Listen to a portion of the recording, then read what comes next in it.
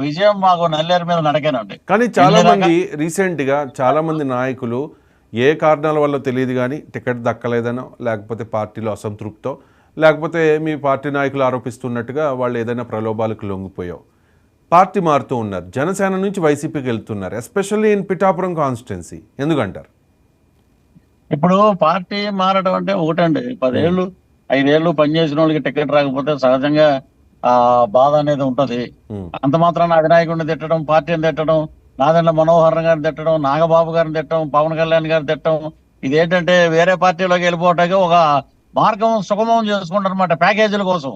కాబట్టి వీళ్ళు వెళ్ళిపోయినంత మాత్రాన ఇప్పుడు కాదండి, పవన్ కళ్యాణ్ గారు 4 ఏళ్ల క్రితమే ఒక మాట చెప్పారు, ఎవరైతే పార్టీకి వ్యతిరేక కార్యకలాపాలకు పాల్పడుతున్నారో వాళ్ళందరూ వెళ్ళిపోవచ్చు, నేను ఒక్కడే నిలబడినా కూడా నేను ప్రజల్లో మార్పు తీసుకొస్తాను, చైతన్యం తీసుకొస్తాను అన్నారు. వీరందరి కోసం ఆయన స్థలాలు అమ్ముకుని వీళ్ళందరినీ గెలిపించడం కోసం ఆయన ఆర్ఎన్ఎస్ లో పనిచేస్తూ ఎంత కష్టపడుతున్నారో తెలుసండి.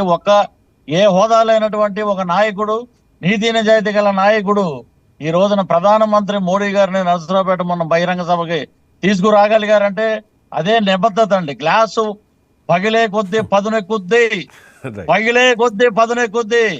ఆ పదునే ఏంటో అనేది జన సైనికులు కాదు, రాష్ట్ర ప్రజలు చూపిస్తారండి ఓటు ద్వారా.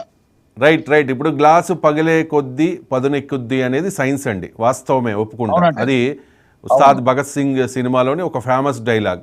కానీ దాన్ని వైసీపీ నాయకులు చెప్తూ ఉన్నారు అదే టైంలో గ్లాసు పగిలే కొద్దీ పనికి రాకుండా పోతుంది అని చెప్పి. వీళ్ళు అంటారండి, ఇప్పుడు వీళ్ళు ఏంటంటే దోచుకున్నారు, ఋషికొండలని దాచుకున్నారు, వేలాది కోట్లు దొబ్బేశారు. ప్రతి ఒక్కడు ఆ మినిస్టర్లు, బూతుల మినిస్టర్లు, ముఖ్యమంత్రి దగ్గర నుంచి అందరూ దొంగలు, దోపిడీలు, పందుకొక్కులు. వీళ్ళందరూ ఏంటంటే బంగారు గ్లాసులు కొనుక్కుంటారు, రోజు కూడా తాగేసి సింకులో పడేస్తారు. మేము పేదవాళ్ళం, బడుగు బలహీన వర్గాలను సమర్థించే నాయకులం, మేము మధ్యతరగతి కుటుంబాలం. మేము గ్లాసు సింకులో పడేస్తే ఒరే లఫూట్లారా, మళ్ళీ మనం కడుక్కుని దాంట్లో తాగుతామనే ఇంగిత జ్ఞానం మీకు ఎక్కడైనా ఉందరా అని అడుగుతున్నా. గ్లాసులో మంచినీళ్ళు తాగొచ్చు, మజ్జిగ తాగొచ్చు, అవసరమైతే పేదవాడు గంజి తాగుతాడు, ఒక టీ తాగొచ్చు, కాఫీ తాగొచ్చు. కానీ ఇలాంటి మాటలు మాట్లాడి పేద ప్రజల యొక్క మనోభావాలను దెబ్బతీసే విధంగా మాట్లాడుతున్నారు.